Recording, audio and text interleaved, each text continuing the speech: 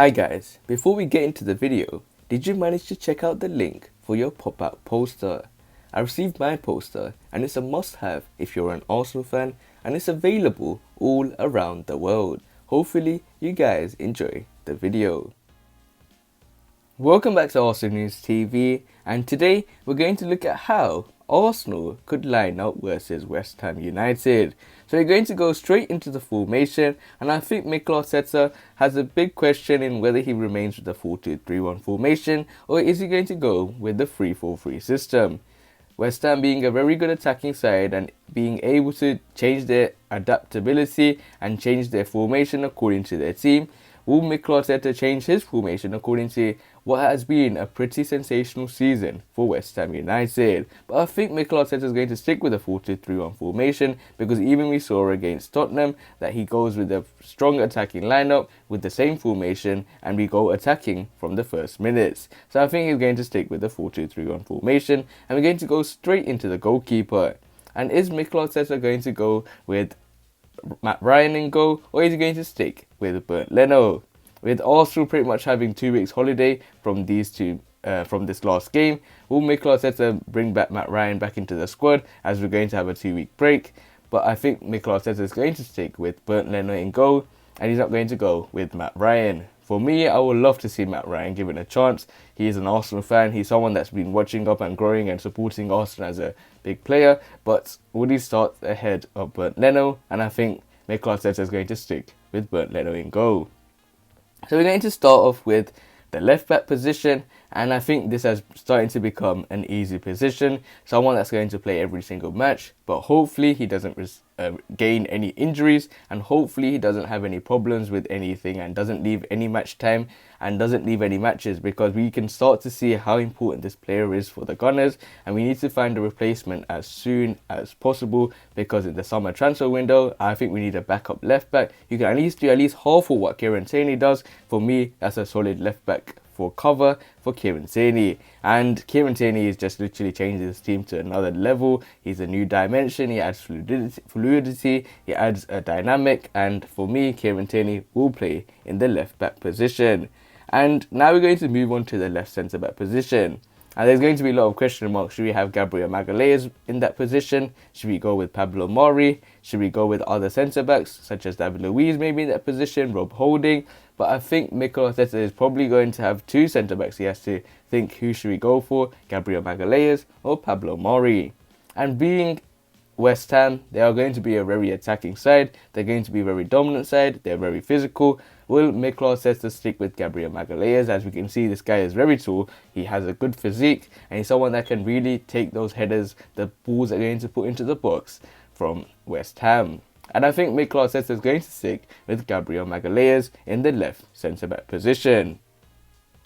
Now we're going to look at the right centre-back position, and is Mikel going to stick with David Luiz? He is also very good when it comes to his physique and his aerial abilities.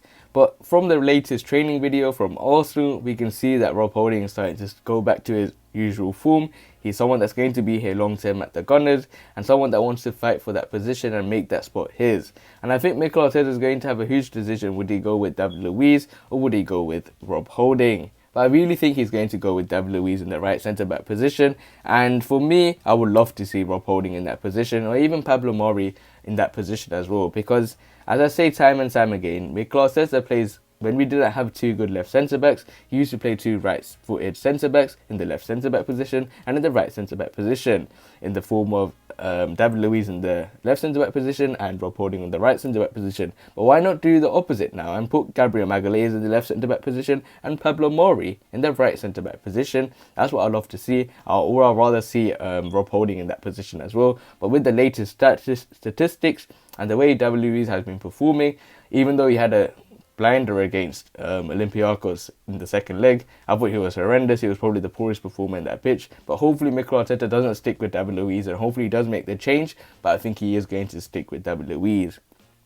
Now we're going to go with the right back position. And is Mikel going to stick with Hector Bellerin, or is he going to go with Cedric Soares?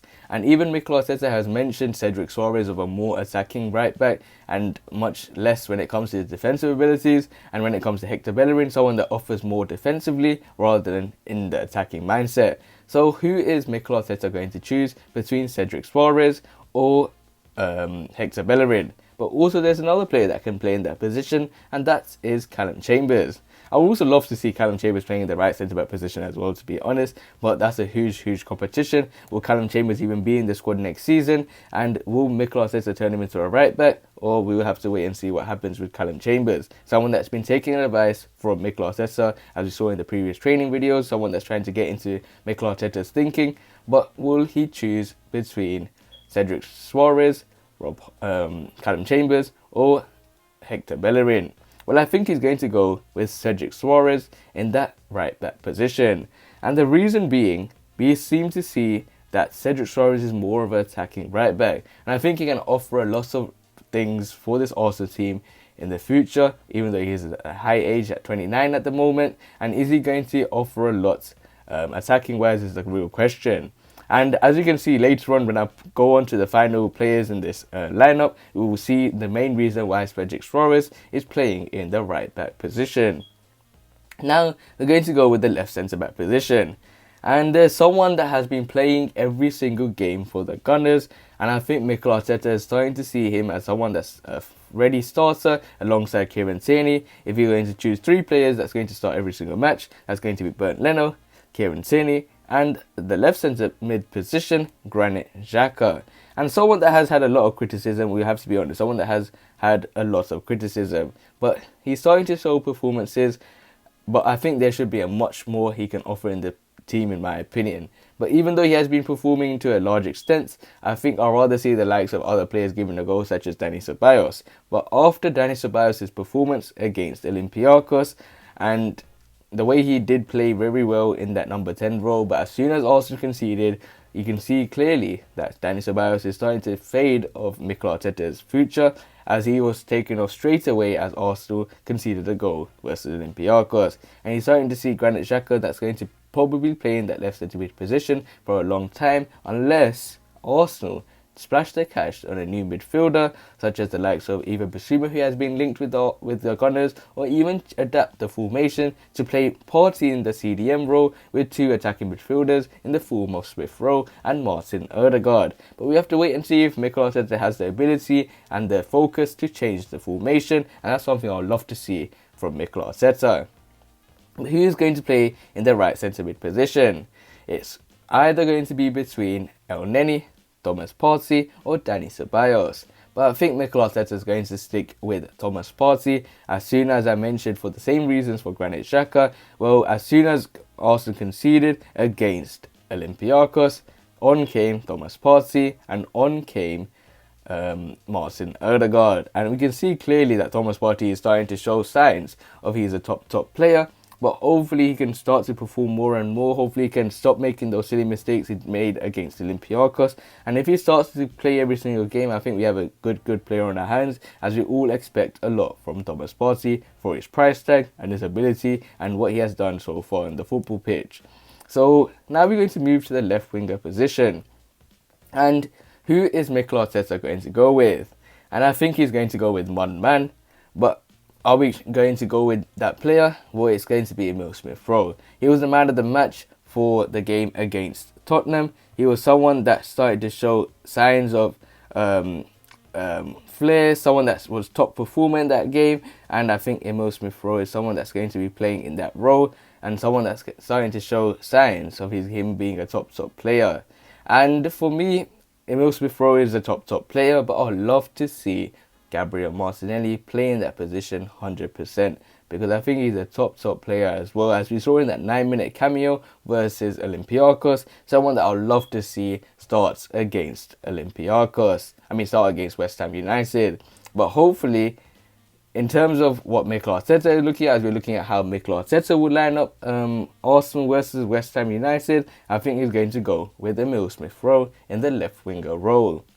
Now, we're going to move on to the centre attacking midfield option, and as Emil Smith Rowe is playing on the left winger, then who is going to play in the middle in the number 10 role? And it's going to be one man starting to show signs of him being a top player. Mikel Arteta and Edu are trying to make him a transfer priority, making sure they sign him permanently or for another extension on loan at the Gunners, and that is Martin Odegaard. Someone that's starting to show time and time again that he's a top player. As soon as Mikel Arteta conceded a goal against Olympiacos, on came him and Thomas Partey. And Martin Odegaard is starting to show signs, and people like such as El Neni are starting to say that he's a future captain. He's someone that gives them all instructions. He's adapted well to the Arsenal team. He's starting to show signs that he's a top player with 2 goals in the last 3 games. And he's someone that I really adore as a player as well. He's someone that puts 100% in every game, someone that tries to do everything he can to his best of his ability, and someone that has a good eye for a pass. So I think Martin Odegaard will play in that number 10 role. I would love to see Smith Rowe play in that position as well, but currently, the way Mikel Arteta is going to set up this team, I think Mikel Arteta is going to put Martin Odegaard in the centre attacking midfield option. And now, we're going to move to the right winger position. And there are a lot of players that could play in that position, but I think Mikel Arteta is going to go with one man for his ability. And even though they have other players that could play in that position, like the form of Gabriel Martinelli, the form of other players such as Willian, and other players that could play in that position, and bukayo Saka obviously. But with bukayo Saka still having a knock, I think he won't be starting this game, and it was leave to one man that has to prove his price tag, in my opinion. He hasn't still done it. At least start to show more consistency as he has been showing so far, and that is Nicolas Pepe. And for me, Nicolas Pepe is doing very good at the moment. He's working hard for the team. He's trying to do everything he can to his best ability. His work rate has improved a lot, in my opinion. That's something he has worked on so much, and his right foot shots have started to improve as well, and hopefully he'll start to become more of a key player and take the burden of young bukayo Saka.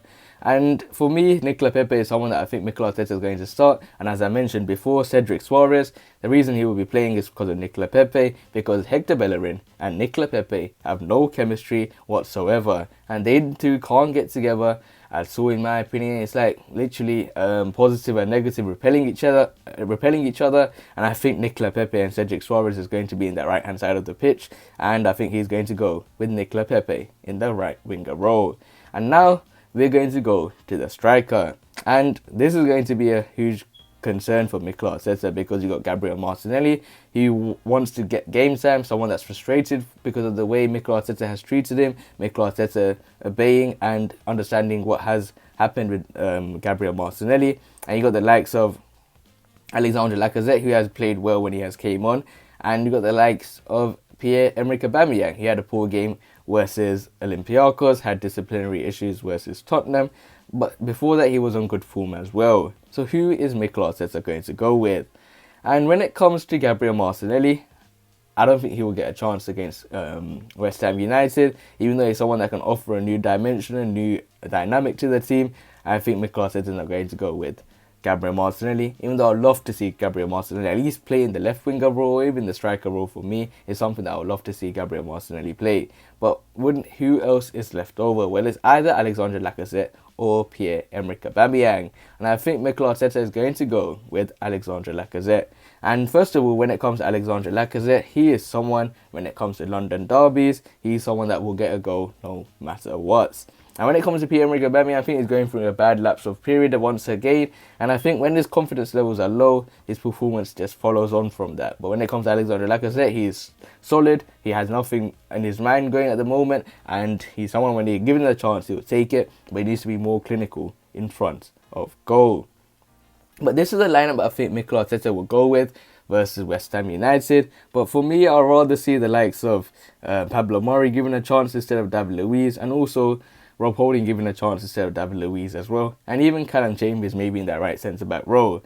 In terms of other players, maybe Matt Ryan instead of Bernd Leno, but I think that's highly unlikely. When it comes to the left centre mid position, would you like to see the likes of El Neni? But I'd rather see Granit Xhaka. And when it comes to the centre attacking midfield option, would you rather see Emil Smith Rowe instead of Martin Odegaard? And in the left winger role, I would love to see fully Gabriel Martinelli starting that game. As we saw in that 9-minute cameo, he was amazing. He changed the dynamic. If it wasn't for Gabriel Martinelli, I think we could have lost that game. We would have lost the confidence. But the way he pressed the game, it forced Olympiacos to play long, and it caused Arsenal a little bit of breathing space to make sure they win that game. Win the tie overall. So I think those are the players I'd rather go with, and that's it. This is how Arteta would line up against West Ham United, and hopefully you guys agree with me. If you guys don't, I've made my suggestions for what I would rather have. But other than that, guys, hopefully you guys enjoyed the video. Make sure you guys remain blessed, stay tuned for the next video, and peace.